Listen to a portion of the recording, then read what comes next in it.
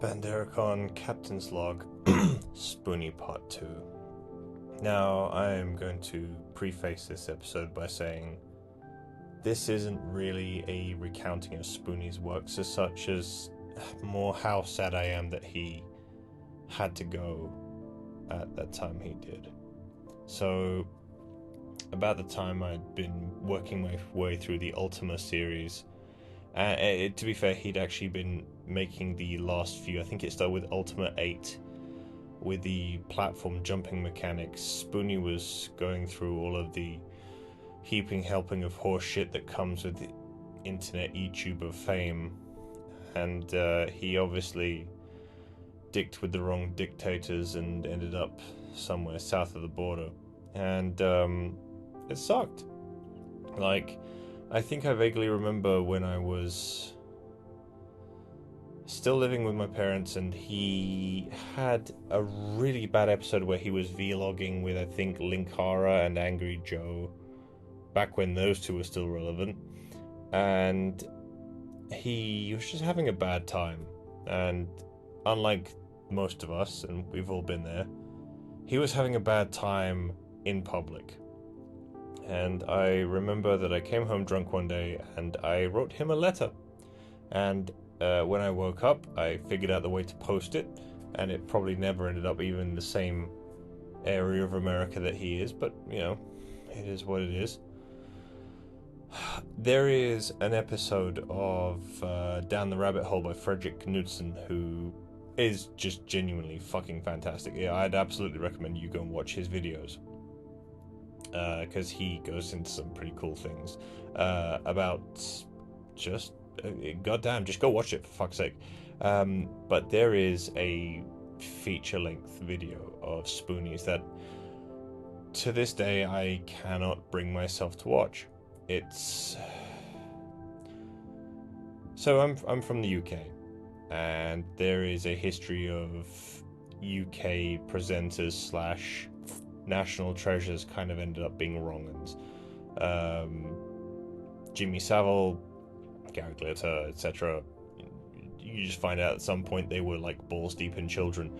Spoony wasn't too far different, at least in the way he was painted, even though he obviously never fucked any kids.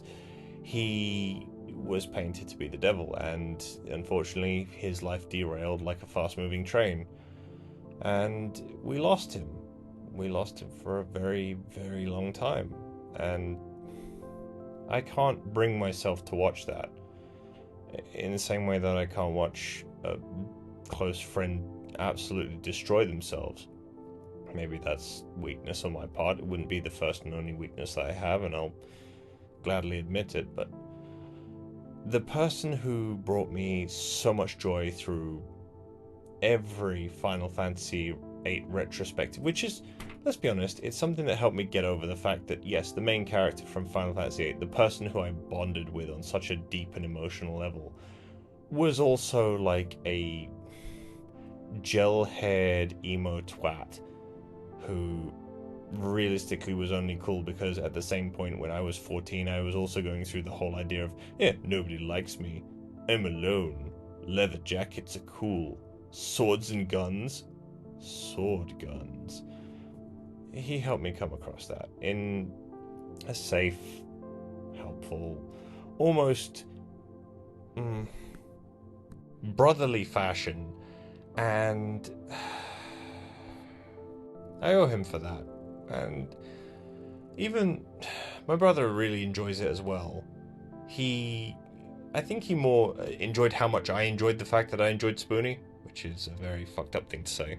And he actually clued me onto the fact that he's sort of slowly, by the very beds of his fingernails, making a comeback and doing some live streaming, which is cool, because I remember watching some arsehat who had probably less teeth than brain cells absolutely having a great time with the fact that he'd somehow managed to figure out that Spoony had his house repossessed.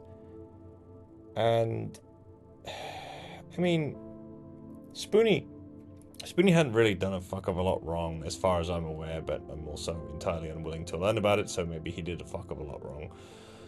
To lose one's home is a uniquely terrifying experience that I hope to never have to go through. My parents brushed closely to homelessness at some point in their lives, and it caused my dad to make the announcement that he would be leaving his house in a box or not at all. So I hope dearly and truly that it's untrue. And given that 70% of everything on the internet is entirely made up, I'm happy to buy that. But if I had to make a moral to the story, go watch Spoony.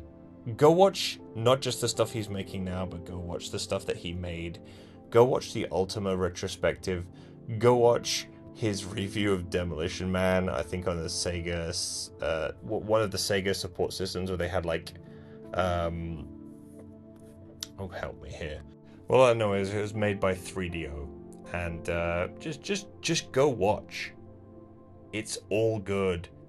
It's all fantastic. You see so much more character than you see in most of these kind of slack-jawed YouTubers that come across these days who are just staring dead-eyed into the screen while they respond to the chat. That's it. Go watch him. That is my call out for today. Go watch some Spoony content. I am not paid by him or representing him in any way, shape, or form. I'm just somebody who's had his childhood, teenagehood, adulthood shaped by this man. Go watch your shit. Go watch it now. Bye.